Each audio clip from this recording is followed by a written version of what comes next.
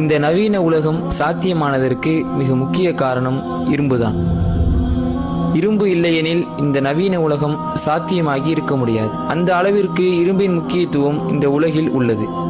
நம்மில் பலர் நினைப்போம் இந்த இரும்பு பூமியில் உருவாக்கப்படுகின்றது என்று. ஆனால் உண்மையில் நம்மால் ஒரு அணு அளவு இரும்பை கூட இந்த பூமியில் மட்டுமல்ல, சூரிய மண்டலத்திலே எங்குமே உருவாக்க முடியாது. ஏனென்றால் இரும்பை உருவாக்க தேவைப்படும் மிக அதிகமான வெப்பநிலை நமது சூரியனுக்கு கூட கிடையாது. அப்போது எப்படி இரும்பு நமக்கு கிடைத்தது? சூரியனை விட பல கோடி மடங்கு பெரிய நட்சத்திரங்களில் அதன் எரிபொருள் முழுவதும் தீர்ந்ததும் அது வெடித்து சூப்பர் நோவா ஆக மாறுகிறது. அப்படி அவை சிதறும் போது உருவாகக்கூடிய 3000 மில்லியனுக்கும் மிக அதிகமான வெப்பநிலையால் இரும்பு உருவாகியது. இவ்வாறு சிதறி இரும்பாக மாறிய துண்டுகள் பூமியின் மேற்பரப்பிற்கு வந்தது.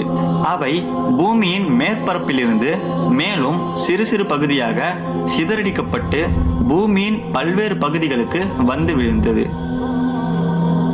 இவ்வாறு முதலில் இரும்பு வானிலிருந்து பூமிக்கு வந்தது.